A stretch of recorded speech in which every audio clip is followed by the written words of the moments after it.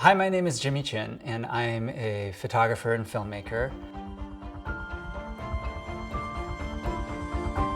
I'm here in Santa Barbara, California, meeting with Julian, talking about design philosophy and the ethos and culture at Mazda.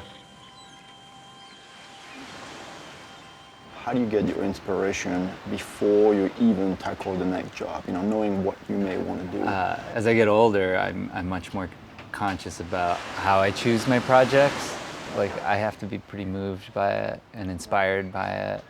I'm pretty conscious of time, and I think time is like the only true currency that we have. And so when I look at a story that I want to tell, ideally it has it's a vehicle for a more universal story or a more universal truth.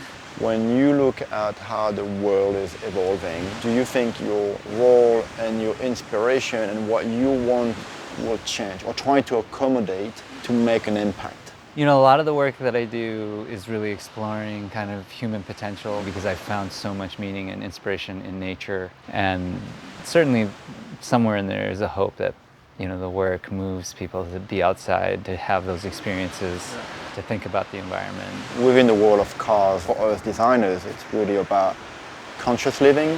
So hopefully you can design a product that inspires a behavior to live through essentialism. Right. That would be like an ideal state of a product that can literally change someone's Well, life. I think having the intention itself is a very good start.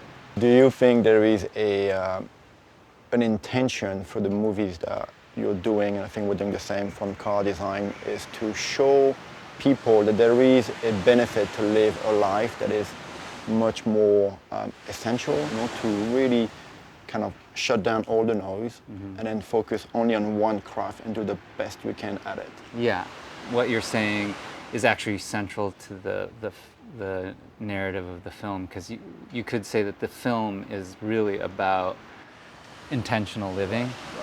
And I wanted to highlight this purity of intention, where it's about the craft, elevating it to a degree that exploring the potential at what degree you can elevate the craft, Exactly. But the caveat is that I am also very aware that different isn't better, or the cutting edge might not necessarily be better. Yeah. If it's not in service of the story, I don't necessarily want to make the big, crazy, fancy shot for the sake of just having a fancy shot. If you can simplify it and you have like a very elegant, simple shot that does the job, there's beauty to that in itself, which I think you can probably relate to that. I mean, do you think about, in terms of car design, we speak of kind of our design philosophy, the idea of beauty through subtraction. And the idea is to show a product that is very simple, but still emotionally very strong. And if the design is simple, it should reflect the personality of the customer. Okay. That's all you need to reflect a personality, which is living through this essentialism. Yeah, the great, artists and craftsmen are all kind of reductionists. It's always about kind of reducing to the essence of something. I think when you are able to do that, that's where great art or great design comes from. Everything else is going to distract you from having that emotional connection. Within your development of stories, is there one particular moment where you have this rush of feelings of having accomplished something amazing? Like the satisfaction of putting together a team that was able to film Free Solo, that essentially had to execute perfectly on the day of the Free Solo. Having them come back safely, capture this and document this moment after 2 years of work was deeply satisfying.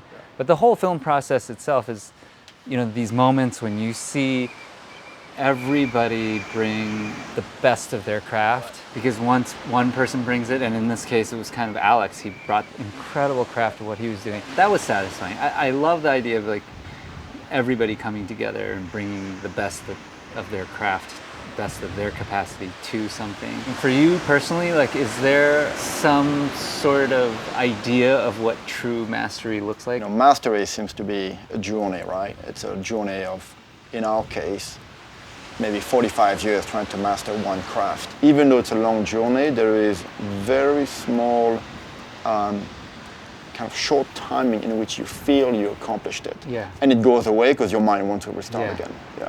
Is it the same kind of within your process? Yeah, I mean, I think there's moments, like you said, there's kind of these like pinnacle moments, pinnacle experiences. I think it's easier for me to talk about it in terms of like an athletic endeavor. Right. Great mastery comes when you are not held by the bounds of intellectualizing what you're doing.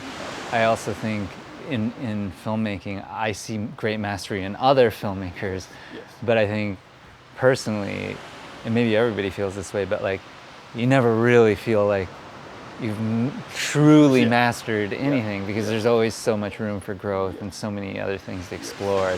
So can you give me an example of how, Mazda does something differently where, you say like some of it's different? Like, give me an example. There is for example, the way we developing design, the way we're manufacturing the cars, we're trying to take human capability and use the hand and the craftsmanship done by hand is the real value. Right. And putting this through a car, somehow there's an energy that's induced into that product. Right. For example, we use a lot of clay, and a lot of other manufacturers are relying on mathematical construction, through dragging a section, constructing your fenders and kind of blending it.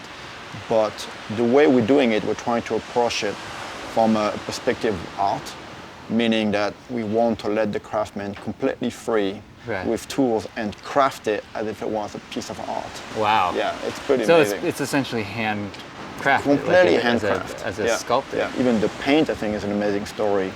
We have a master painter at R&D, and he's an artist that will paint sculpture and make that sculpture feel alive. So he's got an amazing understanding on how to paint a beautiful object. Right. We basically scan the guy with sensors all over his body while he's painting a car. Right.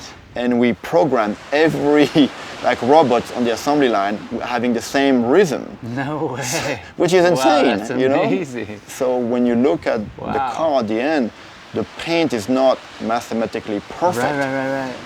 But it's relayed like back. Strokes. It's the most we can do to map the human intention through the thousands of units. Wow. That's amazing. It's great, and you look at it, the car feels alive because it wasn't painted, as a normal just some automotive. Yeah, exactly. Wow, that's very cool. Okay, those are pretty good examples. Cool, thanks, Jimmy. Yeah, that was awesome. It's cool. I've had a great time hanging out with Julian. We talked a lot about the ideas around essentialism and human capability and mastery, which I really connected with as a creative.